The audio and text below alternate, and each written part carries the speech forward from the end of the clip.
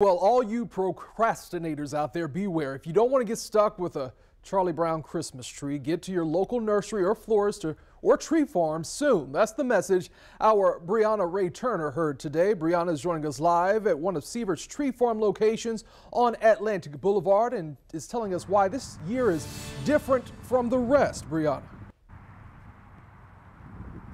Yes, this pandemic could not stop the Christmas tree farmers from doing what they do best, which is spraying the holiday cheer in the Christmas spirit. Now, the National Christmas Tree Association says that they anticipated this year to be great for Christmas tree farmers, but they were still surprised with the outcome.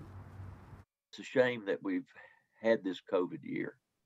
We're glad as a Christmas tree industry to bring that to help people lift their spirits. The National Christmas Tree Association says there's been a very strong early sales season. We anticipated it because we knew that pick your own pumpkin farms, apple orchards, and small fruits had a very strong fall season. Doug Hunley, spokesperson for NCTA, believes the reason is because of the pandemic. These are outdoor activities that no doubt appeal to people's need to get out of the house more, those that had been sheltered in place and all. And Severt's tree farm is seeing it at firsthand. I've been here for a lot of years doing this for the Severts, and I've never seen the trees sell like they've sold.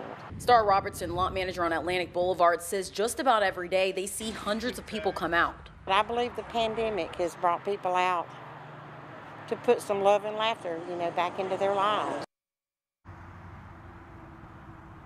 Yeah, Severt's farm is they have so many Christmas trees left, so make sure you come on and support your local farm. I'm live in Jacksonville, Brianna Ray Turner, First Coast News on your side.